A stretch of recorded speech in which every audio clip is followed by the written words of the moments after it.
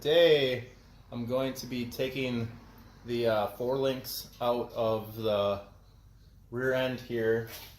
I already have 2 of them out, and I'm going to cut the end off and make it 1 inch shorter, just so I have some forward adjustment on this axle. When I built the rear end, I thought I left myself space, but I did not leave enough, so I'll be shortening these up. Also got to shorten up the lower ones, and once I get the axle fitted where I like it and I'll have adjustment in both directions, then I'll be putting in this other link that I just made as a panhard bar or a 5th-Link, and it's going to go parallel with the rear axle. Shut up and sit down.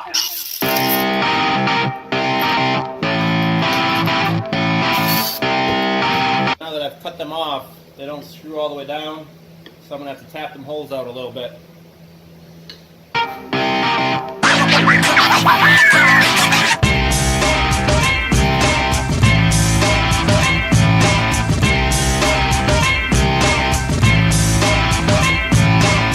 That's how you know you got the right tap.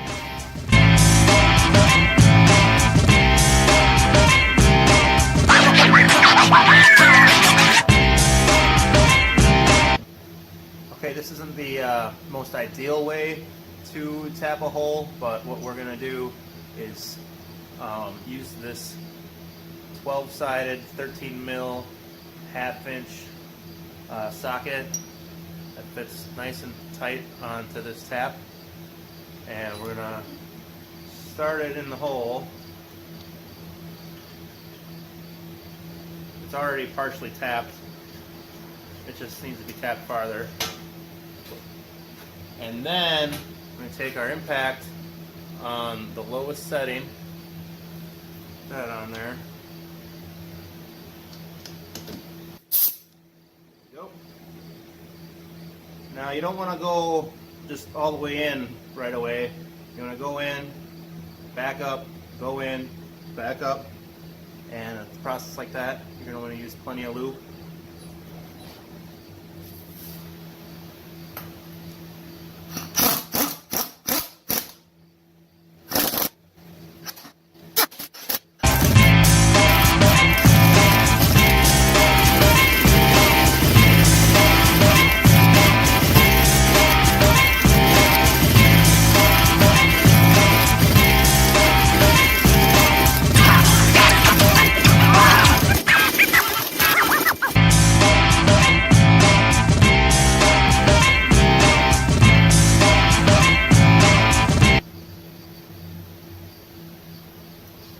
Definitely not the most ideal or smart way to tap a hole, but fuck it. Okay, so this distance right here was originally at 1/4 of an inch when I had it installed on the truck. Then I took 1 inch off the pipe, and now I've moved this up to 3/4 of an inch. So in theory it should be a ½ an inch shorter, and I have all the weight off the truck on jack stands, so I push down on it, doesn't move. So now I should be able to move this axle around and get it where I want it.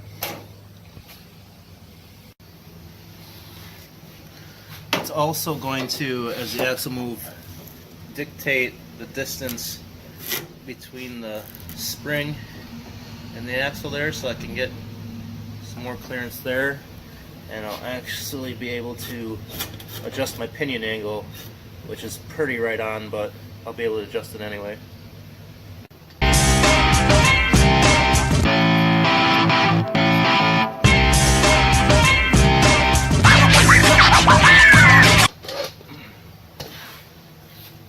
Okay, just got to do that 3 more times, and it'll be done. Okay, so an easy way to tell if you have your rear end straight is you take a square, this one here, and you put it on something flat like I would normally go here, but there's a weld, so that won't be square, so I'll just go off the bed side. Should be close enough. You eyeball it that way, and you can see that the axle is pretty far off, about a ½ inch or so. Then I'll take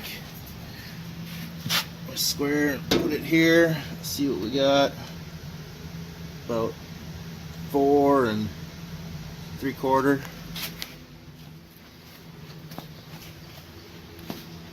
Bring it over to this side. See what we got.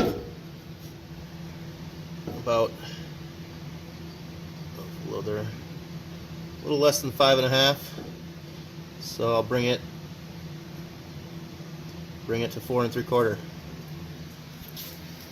Okay, now we're going to install a battle axe. Okay, now I'm going to start to install this panhard bar. Okay, we'll start with removing paint here and there.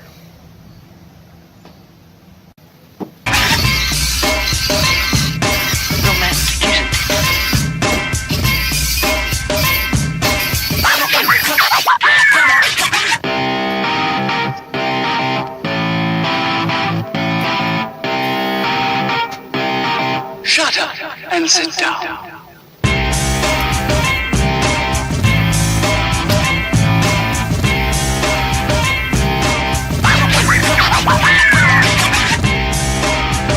I got that side over there tacked on.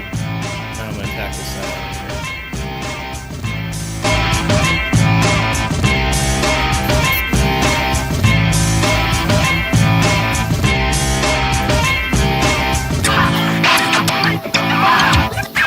Okay, that's tacked on there good enough now where I can get it to a 240 amp welder and make sure I get nice big hard welds on there. That's what she said.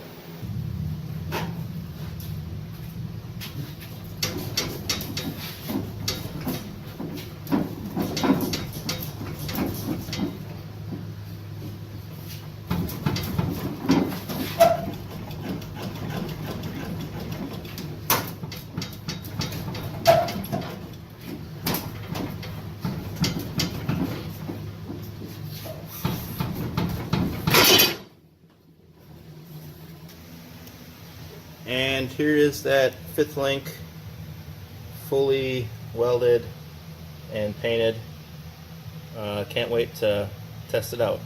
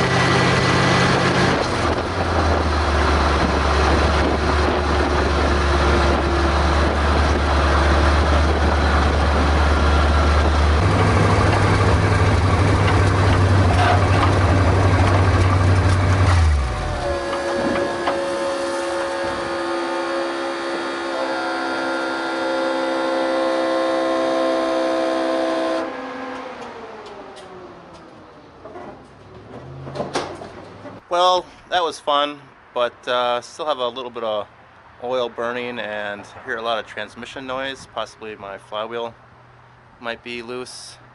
It definitely did do a burnout, so that's pretty cool. Probably gonna pull the motor out and check on stuff and see if I can't take care of the oil pressure too. Go ahead, like, subscribe, and leave some feedback in the comment sections. Peace out.